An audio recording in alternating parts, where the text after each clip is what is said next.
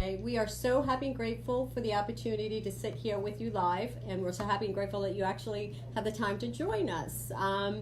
We are actually basically going to get you information on real estate and what's happening in the real estate market. A little bit nervous. Butterflies are here. Thankfully, butterflies are silent, so that's good. We can handle it. I can handle my butterflies. I don't know about Chuck. You'll do but great. Yeah. But anyway, a little bit about me. I've been in the real estate field for a little over 30 years. Worked in with real estate settlement attorneys for 12 years, and then switched over. We had our own mortgage company for 5 years, and then in 2003 became a full-time realtor, and I've decided basically to share that knowledge and information with everyone and with the professionals in the real estate field. I love real estate, I love what I do, and so this is quite exciting for me to have this opportunity to share with you all this information. We are here to provide you information about real estate in the DMV area, DC, Maryland, Virginia, buying, selling, investing, commercial real estate, flipping of properties, open houses, brokers opens, basically anything to do with real estate. We are here to help you and get you information on that.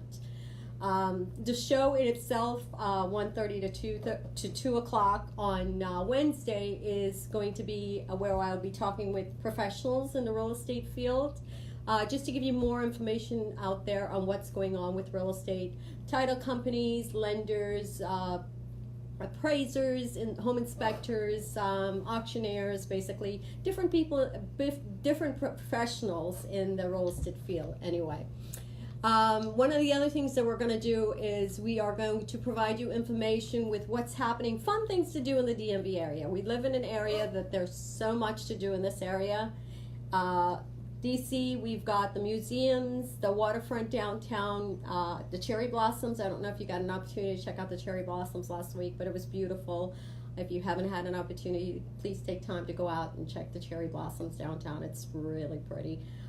Virginia, we've got the cruises up and down the Potomac. That's a beautiful thing to do also while the cherry blossoms are in bloom right now. And then Maryland, we've got the mountains and Ocean City, Maryland, so we can go from mountains to the ocean. So there's so many fun things to do in the DMV area. I love this area, basically. It's just, we can never get bored.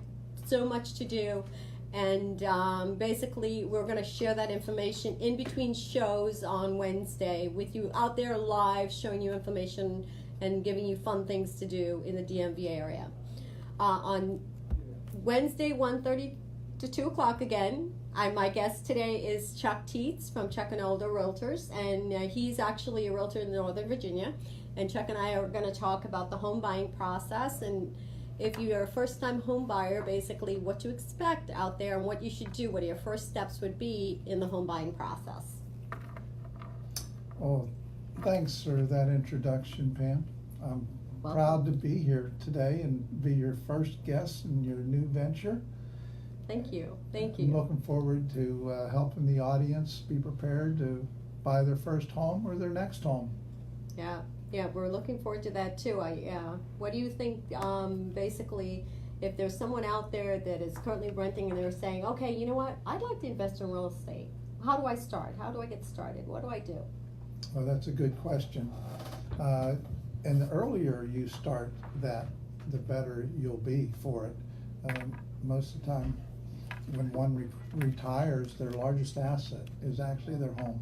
Mm-hmm. And with appreciation, the earlier you own a home, the better. Yeah, I agree with you. Yeah. So you make that appreciation over time. Traditionally, since back in the 40s, the average is about 7%. Okay. Yearly appreciation on a home. Wow. Okay, yeah, and I guess that's all area sensitive too, depending on what area it is, I guess. It's just a statistic nationwide. Nationwide, average. okay. Yeah, Okay. Of course, you can lose, but it doesn't happen very often. Right. We did have the crash in '07, and we hope we never repeat that. They have a lot of systems in place to prevent that runaway housing market. Yeah. That we had in 2000, well, prior to 2007. Yeah, and hopefully you'll stick to that, basically. Yeah, I heard, one of the things that I heard is real estate basically is like a 7 to 10 year cycle, as far as the upside and the downside of where it actually goes. But as far as the first time home buyer, getting back to the first time home buyer, they're out there, with their apps, and they're, it's like looking at properties. I want to go look at this property. I want to go look at that property. And so sometimes they can be like all over the place. What would your advice be for that one person? Well, yeah, that's how the industry has changed. We used to be, we would find the homes as a realtor, but there's so many apps out there to find the homes. Our job has turned to helping them buy the home. They'll find it on their own, although there's a lot of things we do to set up automated searches so they don't miss one that would work for them, and our knowledge of the area, and it helps us to helps them decide where they'd like to live. Right. And sometimes the pre-approval maybe is... Well, pre-approval is the first step that I advise my buyers to take. Okay.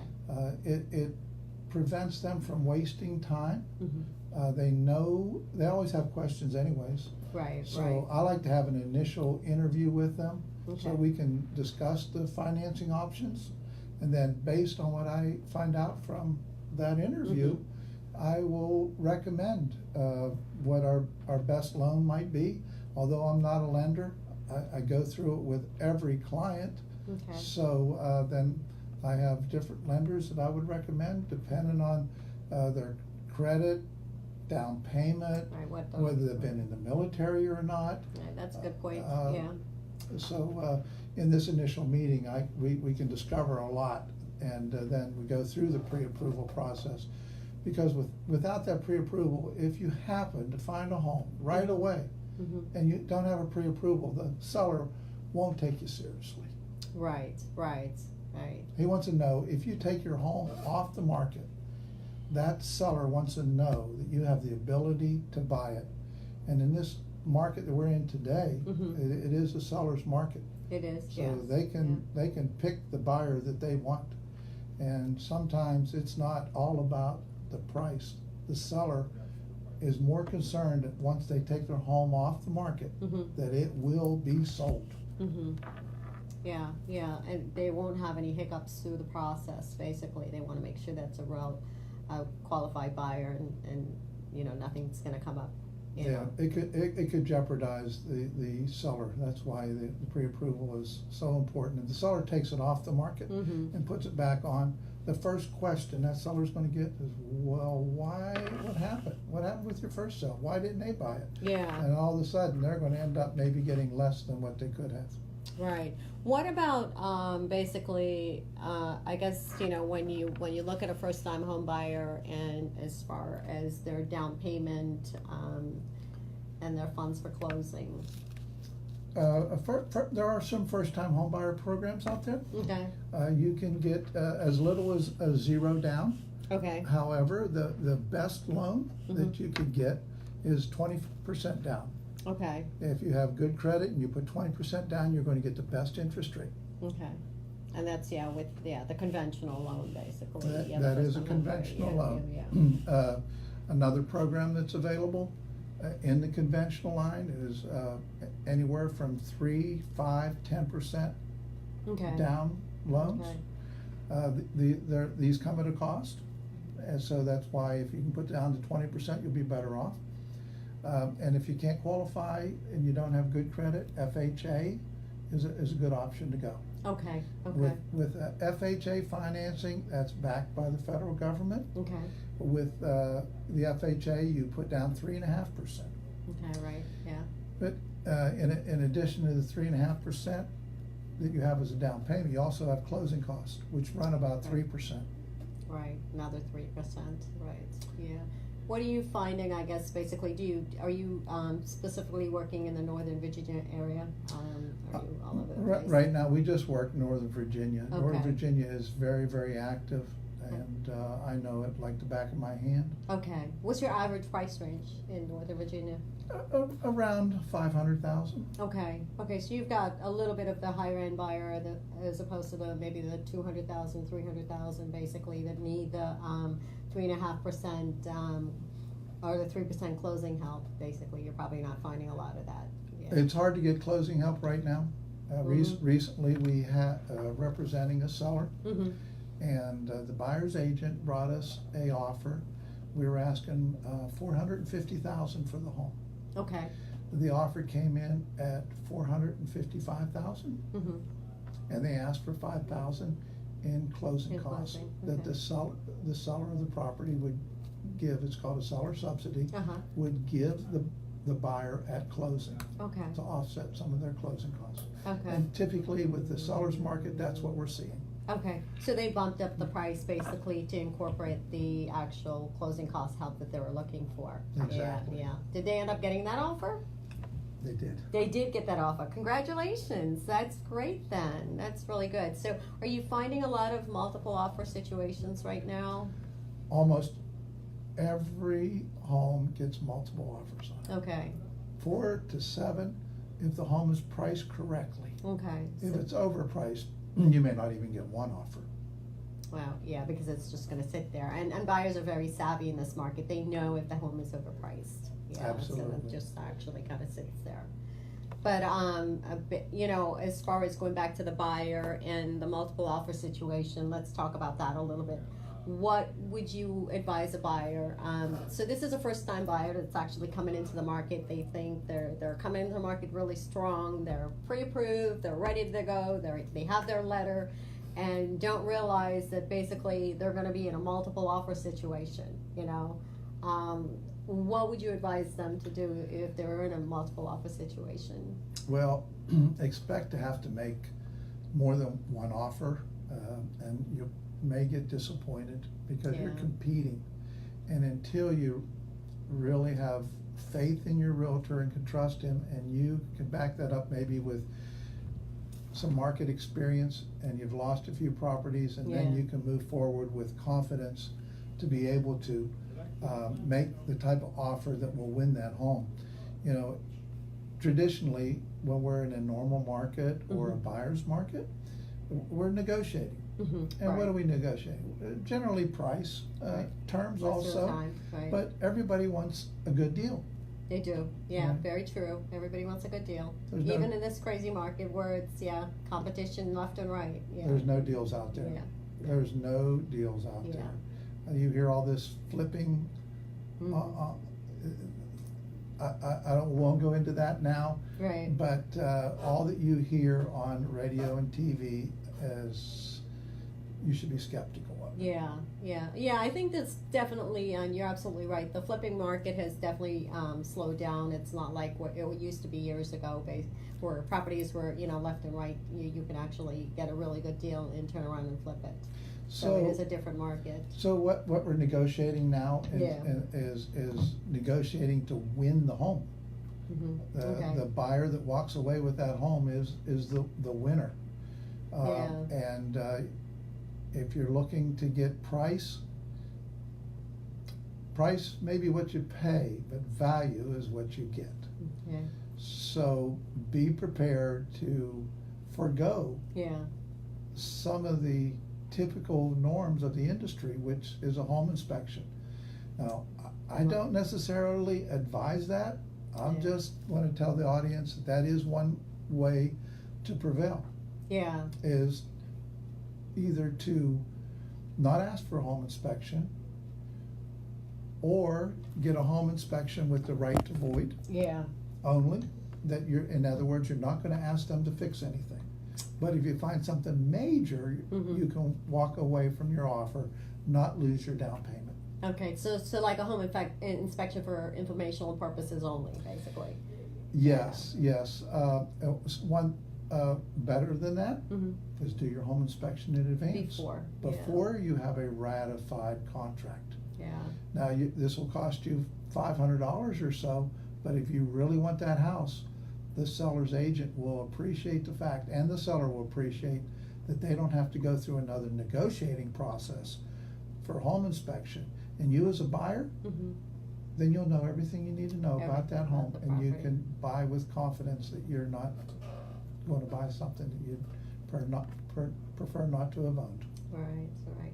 What about, you're probably, in your area, probably seen a lot of 20% down because of the price range, as opposed to FHA, you know, so, if you bumped up the price to incorporate the sales price, if somebody's asking for for sales costs,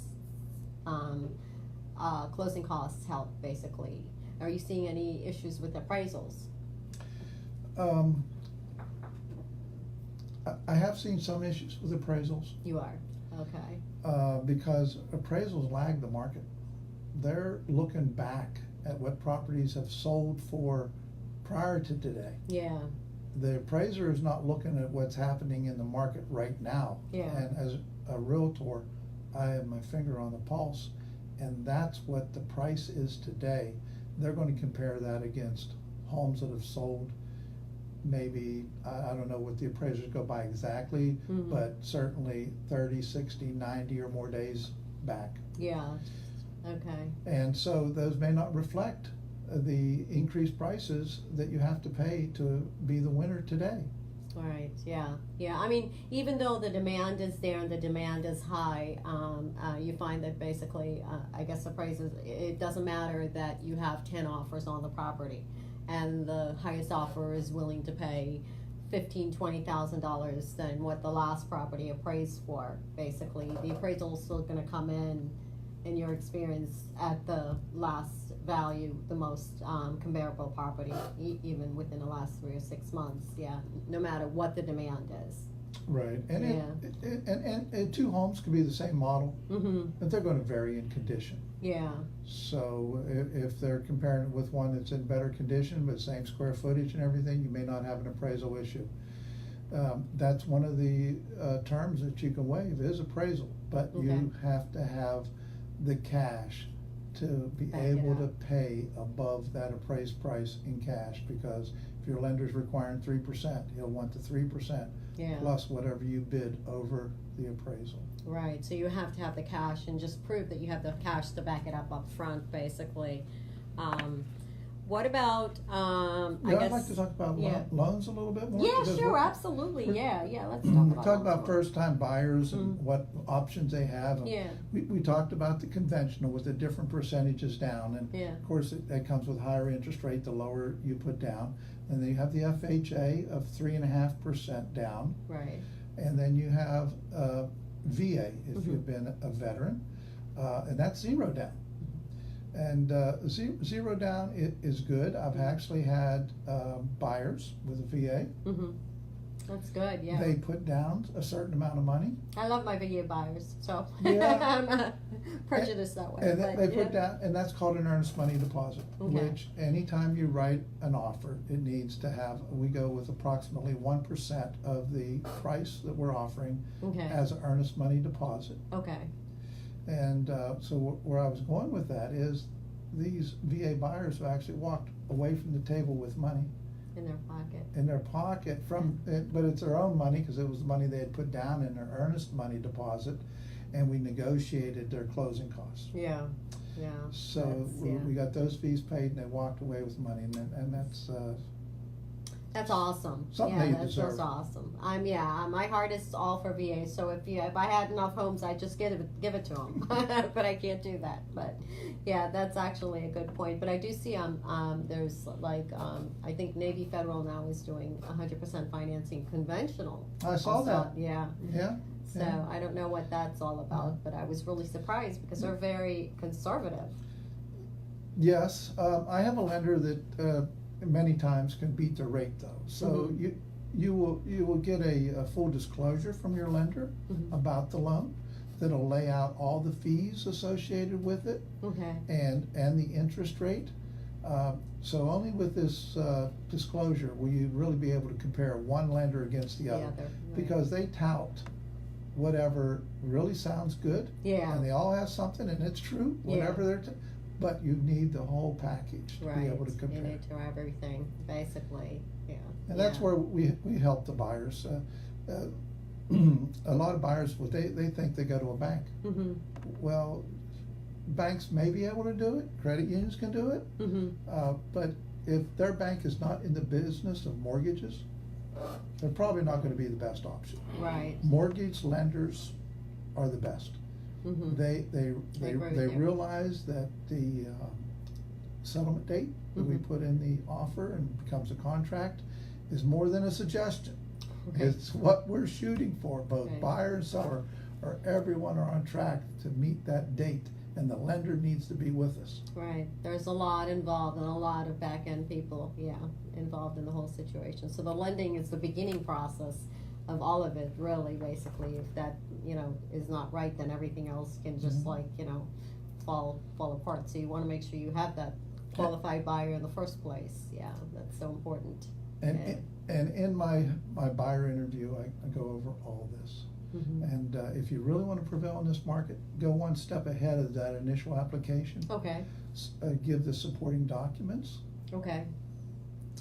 Couple- So the W-2s and 2 all years that. tax returns. Okay. W-2s for 2 years, year to date, Okay, especially if you want to use overtime okay, in the calculation.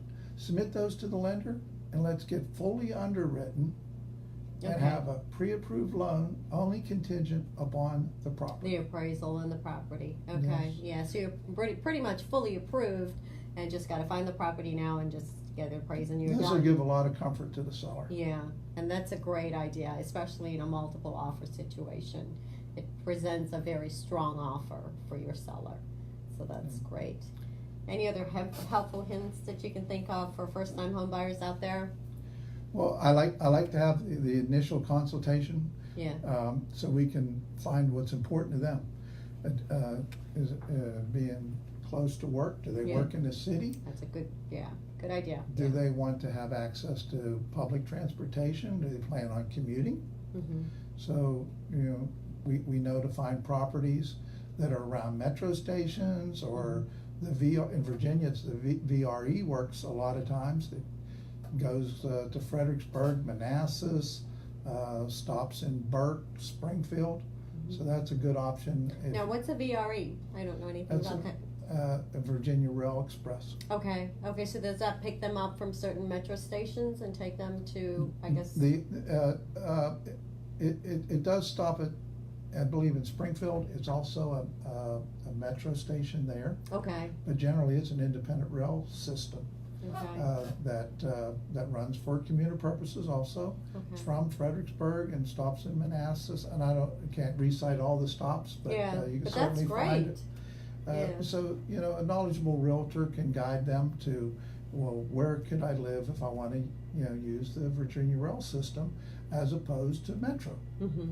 Yeah, that's a great idea because, and I guess a lot of people, depending on areas right now, is public transportation. Basically, everybody wants to take the metro because, the traffic around here is just horrendous, so- And not everybody can use public transportation. Good point, yeah, And point. a lot of people would like to be located in near the city, yeah, but the prices closer to DC, of course, are going to be higher for the same home.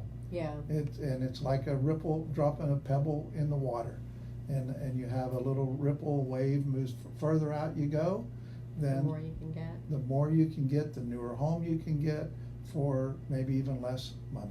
Right. But the trade-off to that is if you live in the city, then you're gonna sacrifice part of your life in commuting time.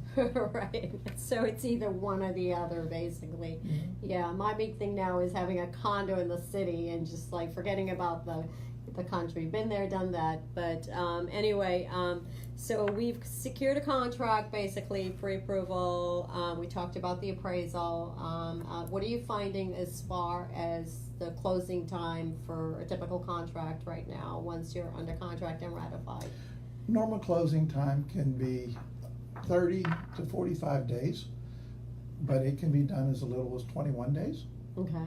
And if you're in a lease situation and you don't want to be paying a mortgage and a lease, sometimes we can stretch it out to 60 days Okay. before we close.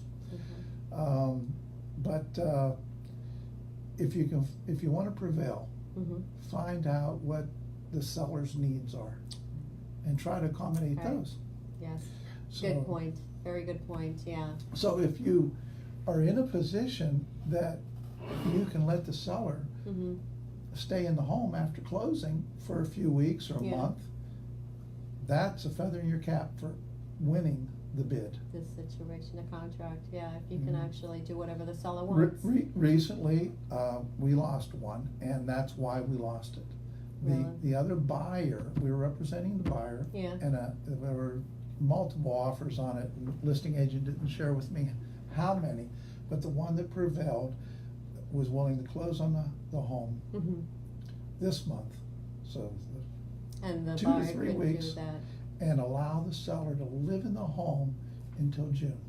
Oh wow, were they having a home built Rent-free. or something?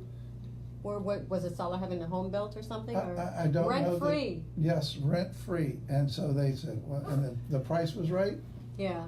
they won. Wow. Wow. So the seller got to live in the property until June, rent free. Wow. So I guess you have to put a lot of things in writing, basically, you know, in case something happens to that property once the seller is still living, because now the buyer now owns this property, so the seller is renting back. So I guess it just goes into a rental situation. It's called a post-occupancy. Yeah, rental, yeah, but for free. So Yeah, what- it's not a lease, No, not a lease. not a lease. Yeah. Yeah, security deposit, I guess, basically. Generally, yes. Large It's security deposit. Definitely the Okay. security deposit. Okay. Wow, well, thank you so much. It was great. This is great information. I appreciate you being here today with me. This was great. And Could I just Chuck say Teets, something about- absolutely. I'm Chuck Teets, Chuck and Olga Realtors, and if you ever have any questions, Northern Virginia, please feel free to call us. Chuck and Olga Realtors. Yeah, Chuck's a great guy. He's actually been wonderful to be my first guest, and I really so appreciate him being on here with us today. We will be back with more information next Wednesday from 1:30 to 2 o'clock. And meanwhile, I leave you with go after your dreams and your vision and live life by the golden rule. Thank you again for tuning in, and we will see you next Wednesday from 1:30 to 2 o'clock.